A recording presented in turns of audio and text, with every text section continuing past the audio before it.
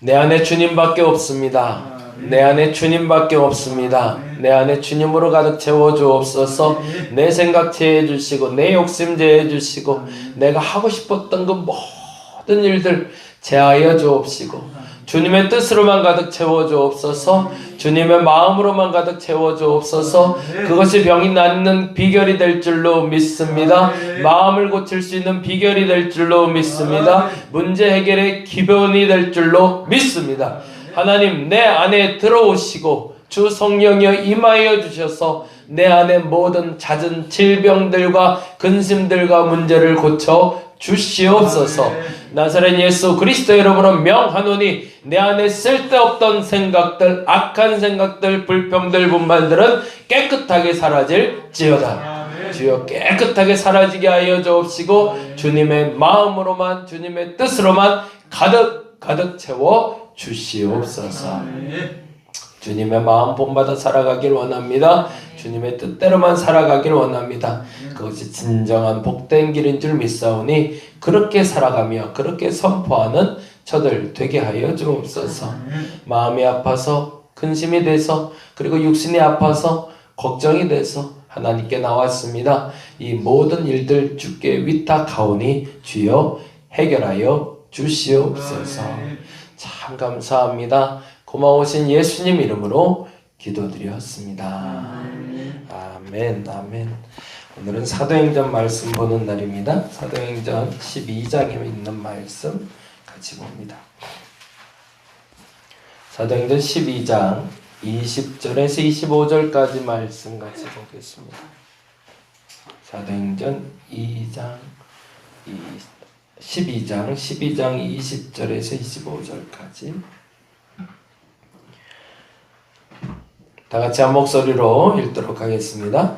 헤롯이 두로와 시돈 사람들을 대단히 노여워하니 그들의 지방이 왕국에서 나는 양식을 먹는 까닭에 한 마음으로 그에게 나와 왕의 침소 맡은 신하 블라스도를 설득하여 화목하기를 청한지라. 헤롯이 나를 택하여 왕복을 입고 단상에 앉아 백성에게 연설하니 백성들이 크게 부르되 이것은 신의 소리요 사람의 소리가 아니라 하거늘 헤롯이 영광을 하나님께로 돌리지 아니하므로 주의 사자가 곧 벌레에게 먹혀 죽으니라.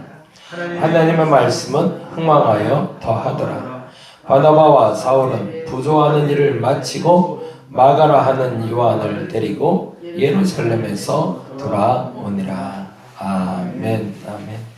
잠깐 지나가는 이야기처럼 들려지는 이야기지만 어디에 중심을 가지고 살아가야 되는지에 대한 이야기를 우리에게 알려주고 있습니다. 헤롯은 자신이 높아지기 위해서 자기가 인정받기 위해서 택한 방법은 남을 해하는 일이었습니다. 누군가가 잘 되기 위해서 세상의 법칙은 그렇잖아요. 눌러 이겨야 되는 거잖아요. 어저께 저희 집사람하고 얘기하다가 좀 씁쓸했는데 태어나면서부터 우리나라는 이미 계급사회가 됐다고 얘기하더라고요. 무서운 일이죠. 무서운 일인데 이미 교육 환경 자체가 상류층 자녀들이 다닐 수 있는 그 그룹들이 이미 형성이 됐고 그리고 중하류층 사람들이 살 수 있는 그 계급사회가 이미 형성이 되어 있다는 거죠. 따라갈 수가 없대요. 따라갈 수가. 아이들이 공부하는 그 과정이나 그 내용이 아예 질적으로 너무 차이가 나기 때문에 감당할 수가 없다고 그러더라고요. 그러면서 지난주 금요일날 우리 큰아이 농구하는 팀 엄마들하고 얘기하고 왔더니 엄마들 꼭 얘기하고 그런 얘기들만 하고 와요. 좀 좋은 얘기 좀 하고 오지. 이제 그런 정보 교환한다고 얘기하고 왔는데 그렇게 얘기하더래요. 저희 큰애가 6학년인데 이미 수능을 끝낸 애들이 있대요. 수능 공부가 맞춰진 애들. 그럼 중학교 1학년부터 뭐 공부하냐고 도대체. 그랬더니 이제는 대학 가서 해야 될 일들을 준비한다고 하더라고요. 이게 소위 말해서 그 요즘 한창 말이 됐던 제일저자라든가 이런 거 나갈 수 있는 준비들 미리 한다고. 그러니 걔네들하고 이제 그런 환경적인 차이는 말할 것도 없는 거죠. 그리고 심지어는 저희 동네에 새롭게 지어진 아파트가 있는데 크지도 않아요. 30평대 아파트, 40평대 아파트인데 거기 아파트 주민들이 저희 초등학교 민원을 제기했대요. 새 학기 되면 반을 나눠달라고. 우리 아파트 애들이랑 저쪽 아파트 애들이랑 같은 반 안 하게 해달라고 민원을 제기했대요. 근데 그 농구 같이 하시는 분이 이제 그 학교 운영 회장으로 계시는 학부모가 계신가 봐요. 근데 그분은 좀 이렇게 마음 상태가 올곧은 분 같아요. 그래서 말도 안 되는 소리라고. 애들을 벌써부터 평가를 하면 어떡하냐고 그랬더니 그러면 우리 학교 옮기겠다고 그렇게 들고 나온대요 지금. 그래서 참 세상이 무서운 세상이 되고 있다라는 생각이 들었습니다. 근데 그들이 가르치고 있는 기준점이 있어요. 눌러야 산다는 거죠. 밟고 일어나야 된다. 이겨야 된다. 누군가를 해치고 누군가를 눌러야 네가 1등 될 수 있다. 그래서 잘 살 수 있다. 이게 세상 법칙이잖아요. 그렇게 살아야 된다고 가르쳐왔고 나도 모르게 그렇게 성공하면 성취감도 느끼고. 헤롯이 그것에 굉장히 익숙한 집안이었습니다. 집안 자체는 사실은 그 유대인 계열이긴 하지만 진짜 유대인은 아니었기 때문에, 그래서 그 피가 순수한 혈통이 아니었기 때문에 자신이 그 순수한 혈통인 척 하기 위해서, 그리고 인정받기 위해서 수단과 방법을 가리지 않고 유대인에게 인정받고 싶었던 거죠. 근데 성경에 보니까 이렇게 되어 있죠. 11절 잠깐 볼까요? 12장 11절. 12장 11절에 이런 말이 있어요. 같이 읽어볼까요? 이에 베드로가 정신이 들어 이르되 내가 이제야 참으로 주께 해서 그의 천사를 보내어 나를 헤롯의 손과 유대 백성이 뭐라고 되어 있죠? 모든 기대에서 벗어나게 하신 줄 알겠노라. 그러면 여기서 헤롯의 손과 유대 백성의 모든 기대는 뭐였을까요? 야고보가 죽은 때였거든요. 그리고 베드로를 지금 잡아놓은 상태였단 말이죠. 그러면 유대인의 기대는 뭐죠? 이맘때 이제 기독교를 없애버릴 생각이었던 거죠. 수장들이 죽어버리면 끝나는 거니까. 임진왜란이 났을 때요. 1592년에 우리나라에 임진왜란이 났잖아요. 그런데 일본에서 두 장수를 보내요. 그때 일본이 양분돼 있었거든요. 그래서 우리가 잘 아는 대로 그 갑자기 이름 기억이 안 나는데 하여튼 둘이 이렇게 올라와서 남대문부터 이렇게 하고 들어와요. 그리고 들어와서 서울을 한양을 전복하는데 꽤 한 달이 채 안 걸리잖아요. 근데 일본 애들이 와서 깜짝 놀랐대요. 뭘 놀랐냐면 걔네들 싸움은, 일본 애들 싸움은 장수를 죽이면 싸움이 끝나는 거예요. 그러니까 성주를 잡으면 모든 게임은 끝나는 거예요. 백성이 아무리 많아도 성주만 잡으면 돼요. 그래서 성주의 원칙은 성을 벗어나면 안 돼요. 그 성을 지키는 게 성주니까. 그래서 이들이 득달같이 달려든 게 한양으로 달려왔는데 황당한 일이 벌어진 거예요. 왕이 도망가 버렸어요.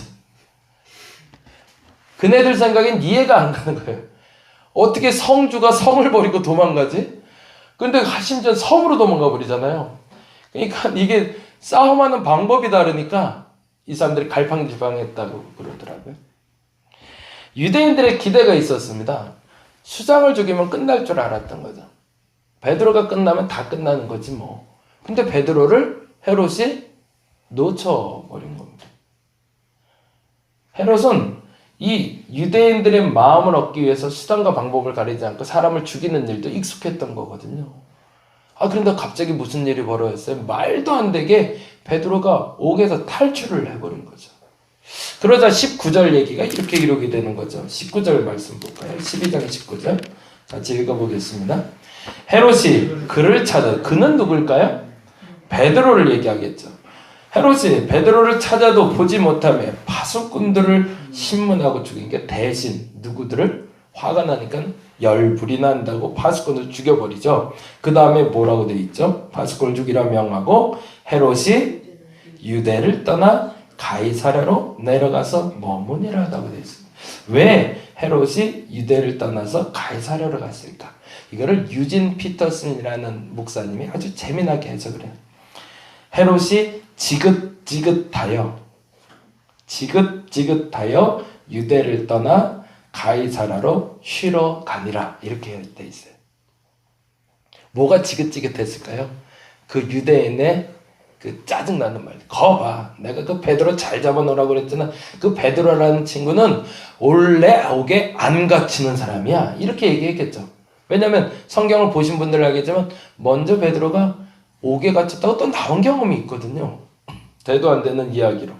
아니 그래 놓으니까 이거 잘 지키라고 내가 얘기했는데 그 제대로 안 지키니까 베드로가 또 도망간 거 아니야. 그러면서 유대인들이 헤롯에게 또 뭐라고 그랬겠죠.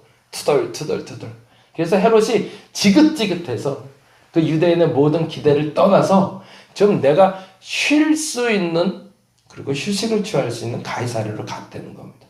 왜? 가이사랴는 어떤 일이 있기 때문에 가능할까요? 가이사랴는 철저하게 헤롯에게 있어서는 갑을 관계가 형성된 곳이었거든요. 이 유대 예루살렘 중심으로 해서 아직은 갑을 관계가 아니라 대등한 관계처럼 해서 자꾸 경쟁 구도로 가고 있었지만 이 가이사랴만 가면 헤롯은 와 소리를 들을 수 있는 갑을 관계. 그 다음 얘기가 그래서 이렇게 써 있어요. 20절 볼까요? 같이 읽어봅니다. 헤롯이 두로와 시돈 사람들을 대단히 노여워하니 거기다가 좀 줄을 쳐놓고 대단히 노여워하니라고. 왜 두로와 시돈에 또 화를 냈을까요? 자기가 유대 사람들에게 한 대로 유대 사람들에게 대우를 받지 못하니까 뭐라고 하죠? 어디서 뺨 맞고 어디서 화풀이 한다는 식으로 지금 괜히 그 지키던 백성들 군사들 죽이고 두로와 시돈에 괜히 화를 내는 거죠. 근데 무슨 일을 한 거냐면 두로와 시돈은 지금 헤롯이 주는 양식을 먹지 못하면 굶어 죽어야 되는 상황이라. 이 갑을 관계가 형성된 건데 두로와 시도한테 에이씨 내가 너희들하고 이제 무역 안 해 라고 해보니까 아이 또 왜 그래요 라고 아베가 트럼프한테 했던 것처럼 그렇게 행동을 하고 있는 거예요. 아이 그러지 마세요. 좀 우리 좀 잘 봐. 아이고 한번 올라와요. 내가 잘 좀 대접할게. 이런 형태가 지금 구성되고 있었던 겁니다. 그러니까 괜히 화풀이를 하니까 그 화풀이에 대해서 들어와시더니 아니 우리가 좀 융숭하게 대접해드릴 때 좀 한번 쉬러 올라와요 라고 가이사랴로 요청했던 거죠. 그러니까 20절에 이렇게 돼 있어요. 같이 다시 읽어봅니다. 헤롯이 두로와 시돈 사람들을 대단히 노여워하니 그들이 지방의 왕국에서 나는 양식을 먹는 까닭에 그렇죠. 그러니까 예루살렘에서 주는 녹봉을 가지고 먹고 사는 바람에 두로와 시돈이 이 무역이 끝나버리면 자기들이 먹고 살 일이 끊기니 헤롯이 또 하나 뗀다. 저거 어르고 달래줘야겠다라고 생각했던 거죠. 그래서 가이사랴로 올라오라고 그랬더니 이렇게 되어 있습니다. 한 마음으로 그에게 나왔대요. 참 갑을관계일단 어쩔 수 없어요. 흩어지면 안 돼요. 그냥 다 같이 모여서 어르고 달래줘야 돼요. 뭐라고? 왕의 친소 맡은 신하 블라스도를 설득하여 헤롯에게는 안 되니까 중개하는 이 브로커 역할을 하는 블라스도에게 어느 정도의 또 이렇게 뇌물을 먹였겠죠. 그리고 뇌물을 먹여서 좀 한번 헤롯 좀 데리고 와. 우리가 화 풀어줄게. 이런 장면이 지금 이 19절 20절 장면입니다. 그래서 어느 정도까지 얘기하냐면 21절 22절에 이렇게 돼 있죠. 21절 볼까요? 같이 읽어봅니다. 헤롯이 나를 택하여 왕복을 입고 단상에 앉아 백성에게 연설하니 은빛 나는 빛을 비슷한 옷을 입었다고 요세푸스는 기록하고 있습니다. 왕의 옷을 입었는데 햇볕에 반짝반짝 빛나는 거예요. 그러니까 이게 뭐 사람들 보기에도 왠지 화려한 의상이었던 거죠. 그러면서 한 마음으로 헤롯의 마음을 어르고 달래줘야 되니까 무슨 말을 했는지 어떤 이야기로 기록되는지 아무 기록도 남아있지 않지만 그 이야기를 들은 그 백성들이 하이시틀라를 외치는 것처럼 이렇게 외쳤던 거죠. 그 다음 절에 읽어봅니다. 22절에 백성들이 크게 부르되 이것은 신의 소리라고. 그렇죠? 그건 진짜 신의 소리라 그렇게 얘기했을까요? 아니죠. 두로와 시돈 사람들에게 그랬겠죠. 지금 마음 달래주지 않으면 쟤 또 화낸다. 쟤 좀 어르고 달래줘야 된다.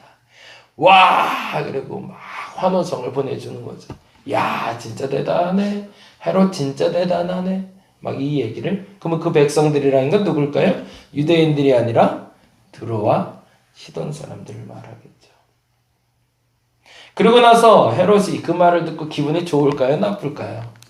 아유, 어차피 뭐 칭찬 들으러 간 자리 뭐 그 칭찬 들으니 얼마나 기분이 좋겠어요.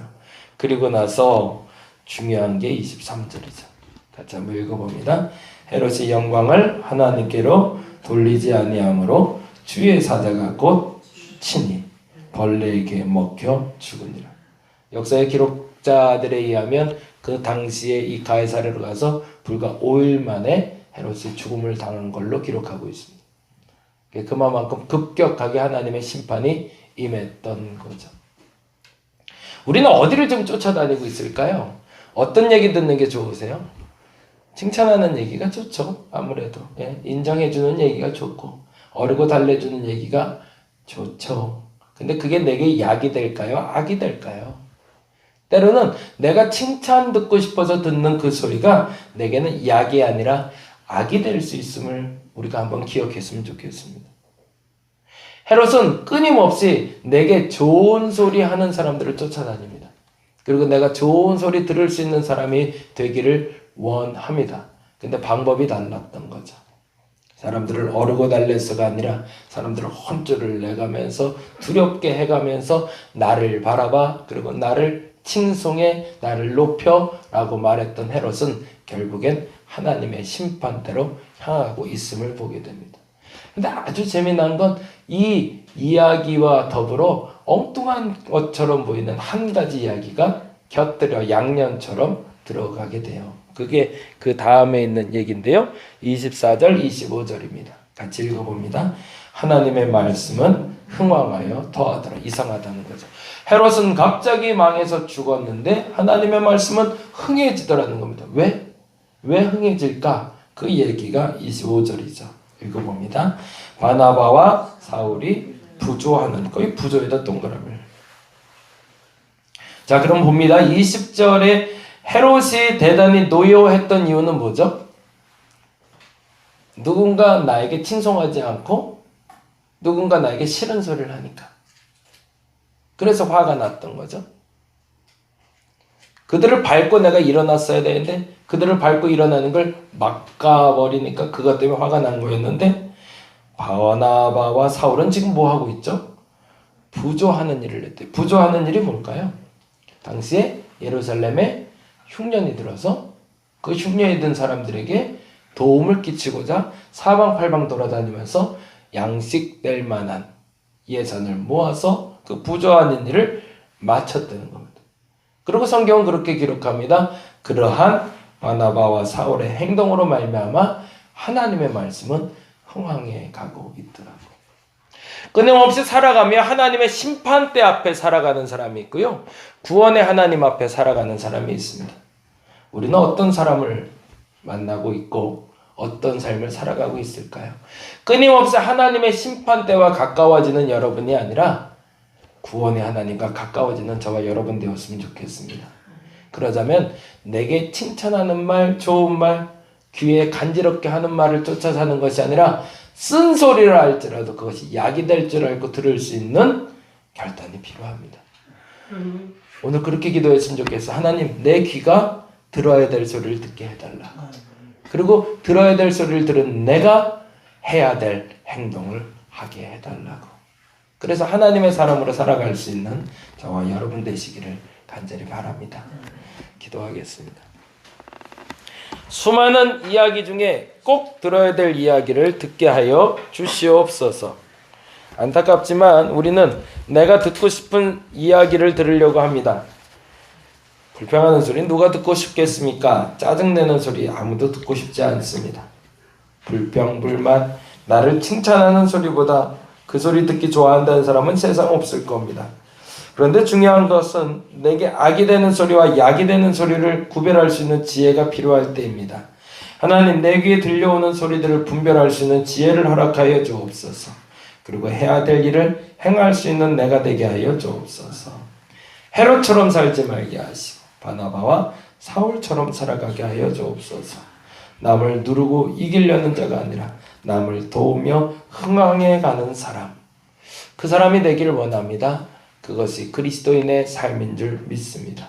오늘은 내 귀를 정화시켜 주시고 들어야 될 소리를 듣게 하시고 해야 될 일을 감당하게 하여 주시옵소서. 오늘도 기도하기 원합니다. 이 기도의 자리가 헛되지 않게 하시고 심판의 주를 경험하고 가는 것이 아니라 구원의 주를 만나고 가는 자리가 되게 하여 주시옵소서. 감사합니다. 고마우신 예수님 이름으로 기도드렸습니다. 다 같이 기도하고 돌아가도록 하겠습니다.